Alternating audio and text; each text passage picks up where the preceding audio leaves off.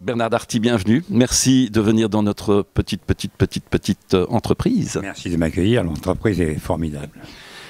Bernard Darty, une histoire de confiance. Il vient nous parler de ce livre aujourd'hui.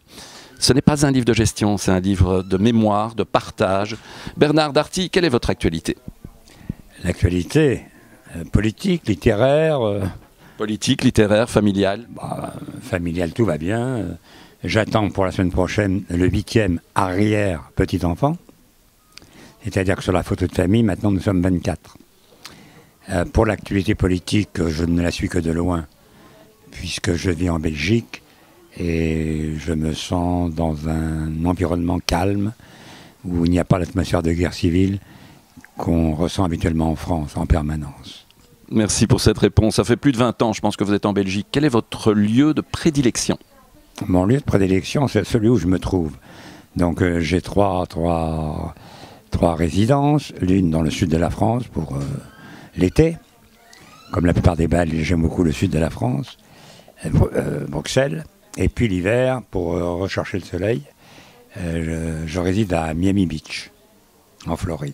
Que j'adore, où je rappelle que j'ai des tout petits accords avec Books and Books et qu'on doit collaborer de plus en plus. Alors, le livre va être chroniqué aujourd'hui par Frédéric Bréban, qui a fait une chronique formidable dans le Trends Tendance, qui est en ligne sur notre site. Donc si vous voulez découvrir cet article, je vous invite à cliquer sur le lien. Et maintenant, on va répondre du tac au tac. J'y allais, c'est très très simple. Où aimez-vous aller en vacances? En vacances? Eh bien, dans la maison familiale à Ramatuelle. Votre lecture du moment? En audio-livre, je précise, et c'est parfait. Oui, parce que je ne peux plus lire, hélas, mais je lis avec les oreilles. Le livre que je viens de terminer, je l'ai lu 2 fois, pour bien comprendre, s'appelle Le Miracle Spinoza, par Frédéric Lenoir. Et j'ai été passionné. J'ai découvert Spinoza, qui paraît-il, d'après même l'auteur, est difficile à lire. Mais ici, dans ce livre, Le Miracle Spinoza, que je vous recommande, j'ai découvert des choses étonnantes, des explications. Étonnantes, et Spinoza qui n'était pas spécialement un bon juif, n'est-ce pas? On pourra découvrir Frédéric Lenoir et l'ouvrage également sur notre chaîne. Vous tapez simplement Spinoza filigrane et vous aurez la petite entrevue également. Un hobby? Mon hobby, mon Dieu, je pense que je n'en ai pas. Parfait, pas de souci. Votre lieu préféré au monde? Le lieu préféré au monde? Je crois que la plus belle ville du monde, c'est Paris. Êtes-vous série télé? Non, pas du tout. Un film qui vous a marqué? Un film qui m'a marqué, mon Dieu. Je ne vais plus au cinéma depuis un moment puisque je ne vois plus clair. Alors si je remonte, je sais pas moi, un film que personne ne connaît mais qui s'appelle Au bonheur des dames, qui est un des livres que je préfère, qui a été écrit par Émile Zola et qui, dans les années 1870, décrit le commerce moderne, puisqu'il décrit en réalité l'histoire du Bon Marché, qui a été le premier grand magasin du monde. Donc vous vous êtes peut-être inspiré dans la méthode. Moi je m'inspire de Selfridges. Vous connaissez Selfridges? À Londres?